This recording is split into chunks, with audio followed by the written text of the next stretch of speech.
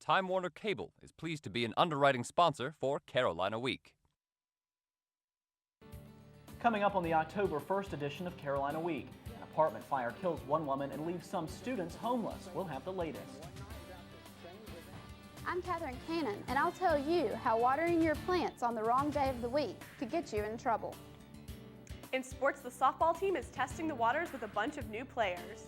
Weathercaster Laura Bagano will have your Carolina Week 4-day forecast. All that and a jammin' good time. Carolina Week starts right now.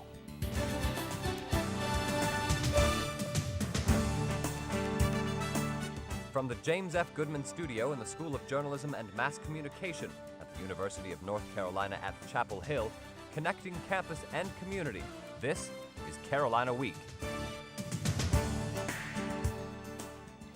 Hello and welcome to the Monday edition of Carolina Week. I'm Carla Babb. And I'm Adam Rue. Thank you for joining us. 6 people are injured after a shooting at Visions nightclub in Chapel Hill early this morning.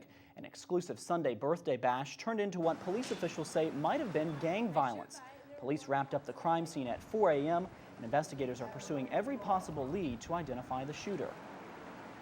If you have any information about the shooting, call Crime Stoppers at 942-7515. Calls to Crime Stoppers are anonymous and you could be eligible for a cash reward. Nearly 24 students are homeless after a fire in Carrboro, but at least they're alive. Nick Kane joins us from the newsroom, and Nick, a bunch of people are pretty lucky, aren't they?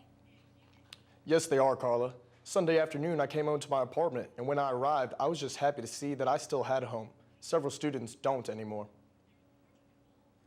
Imagine that within minutes, everything you own is gone. That's the reality for 20 residents of Highland Hills Apartments in Carrboro. At about 2 a.m. Sunday morning, the entire G building burned to the ground. All that remains are a few walls.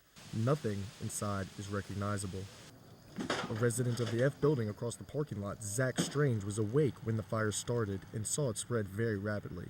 It was pretty much just like 1/3 of the building when we first noticed it, and then within 5 to 8 minutes, the whole building was on fire. The whole thing. It just ripped through the whole building. It moved through like a matchbook. One person didn't make it out. Kristen Petrovich and Susan Thorne suffered broken bones after jumping from their second-story apartment to escape the fire. They're in fair condition at UNC Hospital. Resident Scott Moans was walking his dog when he saw the orange glow of the fire in the distance. He rushed over to see what he could do. So I ran to the end that wasn't on fire and started banging on doors and yelling, the building's on fire, get out of the building. And as I was coming back down, I banged on the first floor again, and 3 people came out of the apartment with a dog at that point that hadn't been told. The heat melted car bodies and broke windows. An excavator will be on site for the next few days to demolish what's left of the building and remove the rubble. The fire department's been at the site ever since it happened. We're still unsure about what caused the fire. So what's going to happen to the people who've been displaced? The American Red Cross is offering food and temporary shelter for those who've been displaced, but many of the students who I spoke to did not have renter's insurance and have been left with nothing. Nick, thanks. Nick Kane reporting live in the newsroom. The search for a new chancellor is already in high gear. The Board of Trustees has chosen a search committee led by Nelson Schwab to find a new chancellor. 7 years ago, James Measer had the vision of making UNC the country's leading public university. During his years in office, he's overseen major construction projects. He's also helped get low-income students in the classroom with the Carolina Covenant program and made a UNC a major research hub. Starting October 12th, the search committee meets with UNC System President Erskine Bowles to share ideas about which qualities the next chancellor should have. On October 16th, the committee will have its second meeting. Then, at the end of the month, viewers like you can have your say at 2 community forums. Chancellor Measer hopes to find his replacement in the next 9 months. A recent study shows there are enough parking spaces in the country for each American family to have 11. That's not the case in Chapel Hill. Downtown Chapel Hill has approximately 3,100 parking spots, but only 1,000 of them are available for public parking. Out-of-town visitors often don't know where to park to find transportation for football games or downtown shopping. The Chapel Hill Downtown Partnership is proposing a study about the town's parking problems. The study will cost between $15,000 and $30,000 and will examine how many people pay for parking spaces, the effect of parking on downtown businesses, and the management of parking areas. The rain is slowly coming, but the drought won't seem to go away. Reporter Catherine Cannon is in Carrboro with an update on its effects on the community. Catherine, I assume the water levels must be pretty low by now. Adam, I'm out here at University Lake where you can really see the effects of the drought. There's something missing at Orange County Lakes. Water, and lots of it. Water levels at both University Lake and Cane Creek Reservoir are way below normal. That didn't stop some people from enjoying an afternoon on the lake. John Baker says the low water levels didn't totally ruin his fishing plans. The places that we used to go, we can't go now, but it's not as bad as you think it would be, but we could stand, a month or two of rain. Before the Orange Water and Sewer Authority, the current situation was serious enough to declare a Stage 1 water shortage Thursday night. This means new water restrictions for residents to prevent the lakes from drying up even more. The number of days per week when spray irrigation can be done is reduced from 3 to 1. For even addresses, the watering days for spray irrigation are Tuesdays, and for odd addresses, those are Thursdays. People struggling to keep their plants and yards alive will have an even bigger fight with the new water restrictions. But Chapel Hill plant lover Lisa Dankner has a solution. We learned about drip system coming from Southern California where there's a lot of drought, and the drip system just delivers a small amount of water to each plant, so it conserves water but allows you to keep the plants alive during drought. Drip irrigation systems aren't restricted in a Stage 1 drought, but residents who don't follow the new water restrictions could face penalties. We could ask the police department to get involved in this sort of thing if there's a need to do that. A dramatic change in the weather is what we need to replenish the community's main water supply lakes. But until then, officials say limiting our water use is the only solution. As you can see, this drought is a serious problem that won't be corrected with just a few showers. So, Catherine, just how far below normal is University Lake? Well, Adam, you can see the line here on the dock where the water normally comes up to. I'm standing on dry land, so the water should be up above my waist. All right, Catherine Cannon at University Lake, thank you. Health and overall fitness are very important to students at Carolina. UNC Student Recreation Center held a free body fat analysis workshop Friday afternoon. Students could take a break from their regular workouts to get a personalized analysis of their own percentage of body fat. Students learned the best way to maintain a healthy weight is through regular exercise and strength conditioning with weights. Sometimes pride means being comfortable with who you are. Friday night marked the beginning of the North Carolina Pride Weekend. Members of the LGBT community enjoyed events until Sunday evening. Rainbow-colored flags were flying on Saturday as downtown Durham hosted the North Carolina Pride Day Festival. The festival was Saturday afternoon on Duke University's East Campus. Tents were set up for vendors, and thousands of participants showed up to take part in the event. But for some, Pride isn't just about the festival and the colorful decorations. My favorite part was being around people like me, I guess, I'd have to say. Just feeling normal, I'd have to say. Feeling accepted. Yeah. Part of the crowd. For more information about North Carolina Pride, visit our website at www.carolinaweek.org. Well, you didn't have to go to Pride Weekend to see people celebrating in the street. Coming up, we'll tell you why racing fans are having fun in Hillsboro.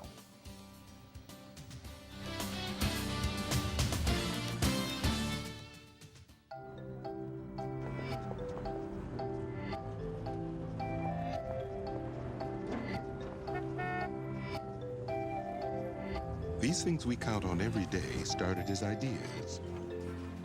Ideas from the minds of African Americans. Support minority education today so we don't miss out on the next big idea tomorrow. The United Negro College Fund. A mind is a terrible thing to waste. Fruit. What a tasty treat.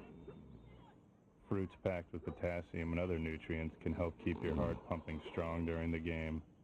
And they give you energy back so you can take on the next activity.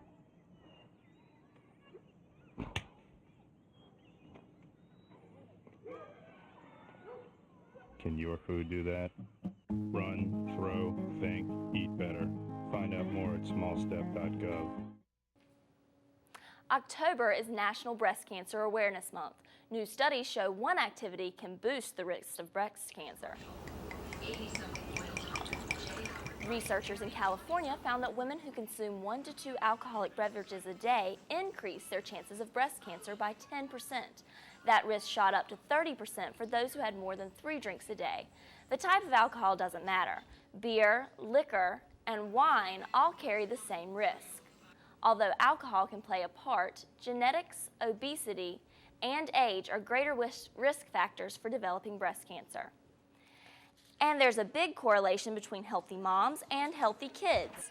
Family, friends, and babies gathered at the North Carolina Women's Hospital Saturday in support of breastfeeding. Health officials say there's no substitute for breast milk to help raise healthy kids. These women were happy to be there and share a piece of their motherhood. I'm a big fan of breastfeeding. I think I should be able to do it in public and not have to cover up.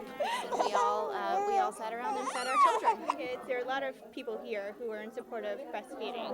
We agree with breastfeeding as the best way, for your children to keep them healthy. These women were among the 29 who gathered to set the Orange County record for the greatest number of mothers to breastfeed at one time. In August, we told you about an old racetrack near UNC, a track that hasn't hosted a race in 40 years. On Saturday, local racing fans did the next best thing. They held a car show near the track, and Carolina Week's Mark Alexic was there.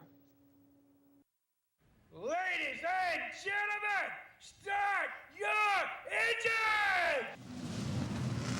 Even the General Lee from Dukes of Hazzard made an appearance in Hillsboro over the weekend, but other cars and other drivers had stories to tell. I used to be a round track driver, and I guess age caught up with that, so I got into old cars. With age comes memories, especially for those who remember the racing days of Occoneechee Speedway. The last time that I was down here, me and about 10 buddies were in the back of a pickup truck, kind of dodging trees and bushes coming around here, doing probably what we weren't supposed to be doing, but hey, we were kids. Teaching kids the history of the track is no small task. I brought my youngest one over here with a dirt bike to try to find the old track, because I was telling him about it. And we seen the bank of lights down there, and he asked me, he said, "Daddy, why is there lights out here in the middle of the woods?" And then I'm trying to explain to him that there was a track. If you don't remember the track, or the days of renowned racer Fireball Roberts, you can learn from the memories of others. Looking at the map up here, and it's saying that you are here, kind of brought back a lot of memories. Memories of the past, memories of the present, memories that shine like chrome. In Hillsboro, I'm Mark Alexic, Carolina Week. More than 40,000 people went to the car show. Event planners hope the show will become a staple in Hillsboro. The Dirty South improv comedians are sleepy but satisfied with the turnout at the 6th annual 24-hour marathon. The event featured 24 hours of live improvisational comedy in a span of 3 days. All of the money raised from ticket sales will go to benefit the Chapel Hill Carrboro YMCA's Strong Kids campaign. The program offers scholarships to kids for after-school programs and summer camps. DSI staff members say they love the opportunity to give back to the community. To get kids to have a positive influence on their lives, and if we can help facilitate that, then we're definitely going to do that. DSI staff members say they love the opportunity to give back to the community and hope to raise approximately $2,000 from this year's marathon. Last week we told you about our friend Callie, and we're pleased to tell you she's found a new home. Now let's tell you about this week's featured pet. Meet Polly, a 1-year-old boxer mix. She's a playful gal who loves the spotlight. She has lots of energy and always wants to entertain. She came to the shelter about a week ago, and now she's looking for someone who can play fetch with her. For more information about how you can adopt Polly or any of the other animals at the shelter, you can visit our website at carolinaweek.org. And now we're joined by weathercaster Laura Pagano. Hi, Laura. Now, when I pack my clothes in the day, it's really hot, but at night, it's really cold. So is it fall or is it summer? I know. It's been fluctuating temperatures. As you can hear, my voice isn't even adapting to these changing temperatures. But what I do know is that it's been a gorgeous Monday, and students went outside and took advantage of this beautiful weather. Will we see these conditions continue? A look at your school week forecast is next.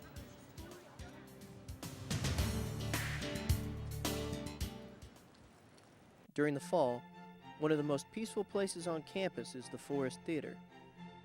Many great plays are held in this place of serenity. But my favorite times are when nothing at all is going on, and the colorful canopy of leaves overhead shelters you from the cares of the world. No one knows the real Carolina like a student.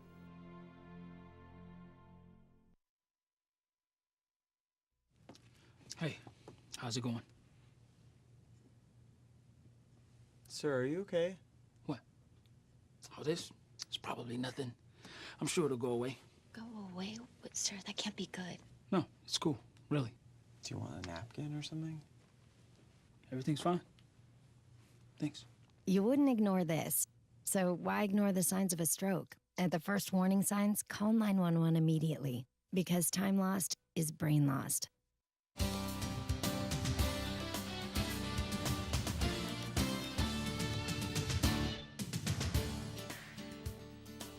Hi, and welcome back to Carolina Week. I'm weather forecaster Laura Pagano. Well, one of our top headlines, as everybody knows, it is bone dry outside. And we'll be lucky if we see any precipitation coming out of any systems heading our way. But we do see some pleasant temperatures and trouble in the tropics. Well, we may see some type of a situation in Florida that may be impacting the Gulf Coast. But let me first take a look at September and wrapping that month up. As we're heading into October, where are we at? Well, the average temperature for September this month was, or last month I should say, was 84 degrees, but for the 45-year average we were around 80, so which means that we're slightly above average, and the average low temperature for last month was 62. But precipitation, that's the big one.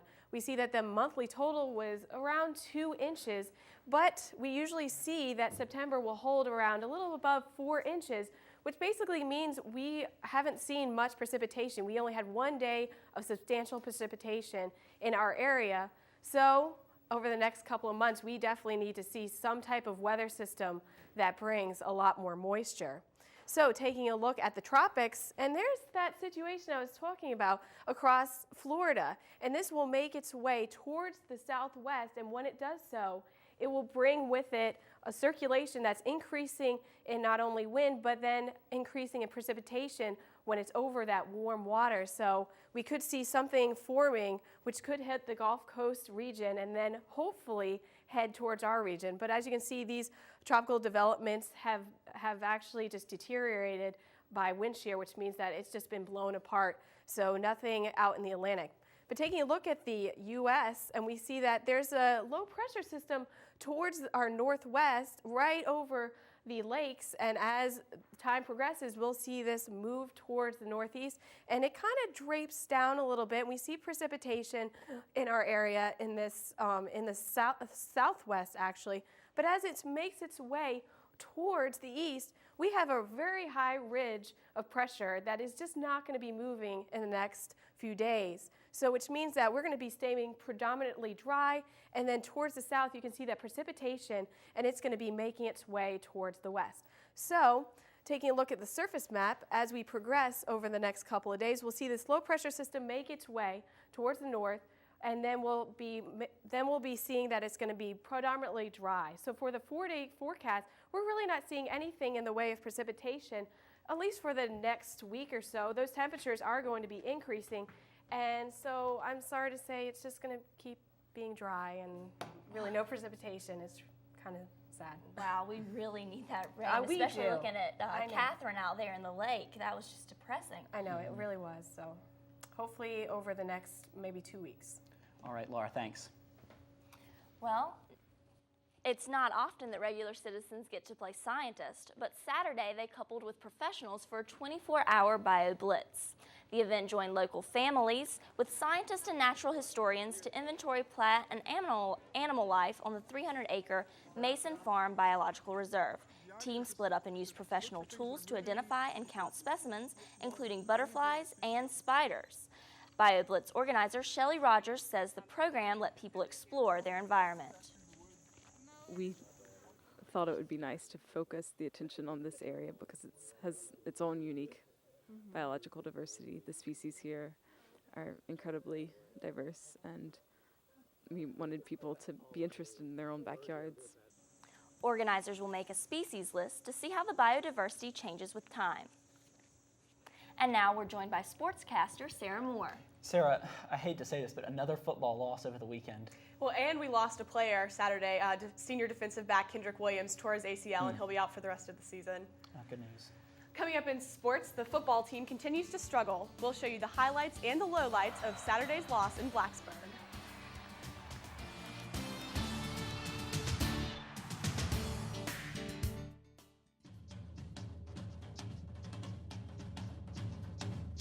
You taught him how to hit a baseball, how to hit a receiver, the strike zone, a 9-iron, the net. Even taught him how to hit the open man. But how much time have you spent teaching him what not to hit?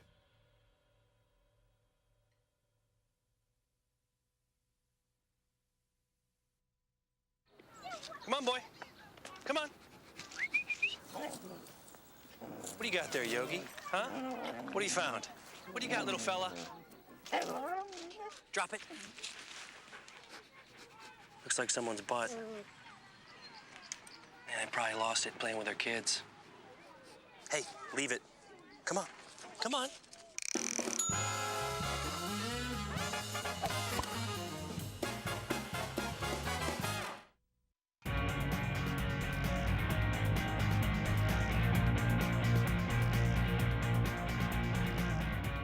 Welcome to Carolina Week Sports. I'm Sarah Moore. The UNC football team's trip to Virginia Tech territory Saturday leaves some hope, but a lot for Carolina to work on. On their first possession, the Hokies scored, and Virginia Tech was off and running. In the second quarter, Connor Barth responded with a field goal for Carolina. Jumping to the third quarter, the ball gets away from Ryan Houston here. There's a mad scramble for the ball, and the Hokies get it. Virginia Tech followed this act with another touchdown, putting the Hokies up 17-3. Here's last year's sports anchor Brandon Curry, and he looked a little blue. But Ramses fought back, as did the rest of the Tar Heels, with a touchdown in the fourth quarter, but it was too late. Junior Garrett Reynolds says the team played well, but some areas still need improvement. I thought we did well moving the ball on, a very good defense, and we just got to keep going and practice on getting offense going early in the game. After 2 weeks away from home, the Heels will hit the field against Miami in Chapel Hill this weekend. The football team wasn't the only team to have a rough weekend. The women's soccer team also suffered a loss. On Saturday, the Heels got shut out by the Miami Hurricanes 1-0. The game was Carolina's third loss of the season and seventh loss in ACC history of regular season play. The Heels' next game will be Friday against Clemson here in Chapel Hill at 7 p.m. The men's soccer team had a rather anticlimactic weekend as the Heels tied VCU 0-0. The game was the Heels' fourth tie of the season, resulting in a 4-2-4 record. Carolina will host Liberty tomorrow night at 7:30. The Tar Heel softball team capped off its fall season this weekend. Saturday, the Heels faced Campbell in what turned out to be a pitcher's duel. Solid hitting for both teams and tough defense for the Heels called on junior pitcher Amber Johnson to strike out the batters. The offense got the bats going as Cassie Palmer hits a double to center, but they couldn't push a run across, ending the game in a 6-6 tie. Later that afternoon, the Heels turned it around as they rattled their bats against ECU. The Pirates couldn't keep up with junior pitcher Lisa Norris. Capitalizing on ECU errors as Palmer scores here on a pass ball, the Heels took a 7-0 win against the Pirates. Senior Ashley Oxendine hopes certain adjustments will help the Heels in future games. Have more hits together as a team, but also work more together by getting our signals down, with our freshmen. Now that they have gotten all of their jitters out of their first game and second game, then they'll be more relaxed and ready to play tomorrow. The team continued weekend play on Sunday against UNC Charlotte and Pfeiffer. The Heels fell in both matchups, losing 5-3 and 1-0. This weekend marks the end of the fall season, with the spring season starting in February. On Saturday, the field hockey team looked to maintain its undefeated record, going to Winston-Salem to take on Wake Forest. The Heels didn't disappoint as they dominated the Demon Deacons 5-0. Carolina's Rachel Dawson scored the first goal just 65 seconds into the game, helping the team get its 7th consecutive shutout. Coach Karen Shelton says the final score didn't match the game's atmosphere. The level of play and competition in the game isn't reflected by the scoreboard. Wake's a good team. They gave us a good battle. They might have out-cornered us and outshot us, and we were fortunate just to finish today. We scored a lot of goals. Baseball standout Dustin Ackley is looking forward to a new season following one of the finest offensive campaigns in Carolina history. Casey Sturgill caught up with Ackley at the Bell Tower. What about when you're walking up to the batter's box and when you're in the batter's box? What's going through your mind? What are you thinking each and every at bat? Does it change? Is it the same or what? It's pretty much the same. I mean, I try when I get up there, I try not to think about anything at all. I mean, when I start thinking about things, that's when I start doing bad. So when I just get up there, I just try to just get out of everything and just black everything out pretty much. In Major League Baseball, you can get drafted out of high school, but you can't go to college and then be drafted the next season. You have to stay for at least 3 years after your junior season. What do you think about that rule? I mean, I don't know. I mean, I think it's a good rule. I mean, you get to go to college for 3 years, and I mean, you're that much closer to education. So I think that's pretty big as far as that goes. But I mean, I think it should be the same for all sports, in my opinion, because I mean, you shouldn't really change it for as far as sports goes. So. Back in middle school, you took a year off of baseball and you actually played golf. You ever think about taking golf back up? Do you still play now? Do you consider maybe playing it again at another point in time? Only way I'd possibly do that is if like I got drafted after my 3rd year, and I might have like played pro ball for a couple of years, and if something would have happened and I wasn't able to do that, like my 4th year back here, I might try to play on the golf team. That'd be the only way I'd try to take it up again. Seeing even just that little bit of baseball sure makes me miss summer already. Yeah, it sure does. Thanks, Sarah. Thank you. Our community has a reputation for hosting music lovers. After the break, we'll tell you why it doesn't take a basketball championship for people to pack the streets.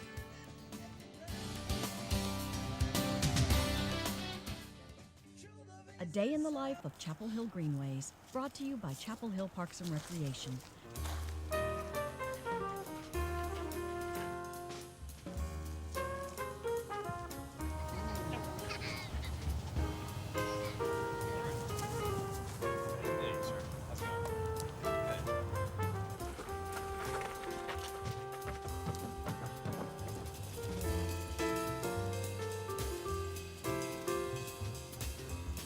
For more information, please call 919-968-2784 or pick up a map at any town facility. Carrboro brings in many famous singers, but this weekend, local artists had the chance to show off their talent too. Reporter Kat Fowler has the story.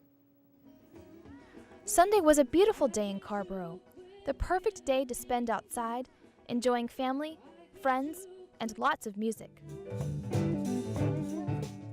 Now in its 10th year, the Carrboro Music Festival is really on beat. This year, more than 150 bands took the stage as part of the event. Bands played all kinds of music, from jazz to folk to soul. You name it, they played it. Band members of Lucy Sumner and the Second Third spent their day strumming away to jazzy folk tunes. Drummer David Kirsch says the festival means a lot to him because as a musician, it's nice to know he has the support of the community. As a musician, it feels good, and it's like a secure feeling to know that you have people in the community backing you. People actually want to see you. So David knows a lot about playing the drums and music, but you don't have to enjoy the festival. In fact, the festival is really about just having a good time, no matter how old you are.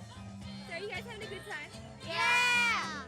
Each year, close to 10,000 people flock to enjoy the sounds coming from Carrboro streets, and this year was no different. Festival officials say this year's turnout has been one of the best so far. Maybe that's because it was a pretty day, or maybe it's just because everyone loves music, especially this guy. In Carrboro, I'm Kat Fowler, Carolina Week. That does it for this edition of Carolina Week. Thank you so much for watching. Have a good night.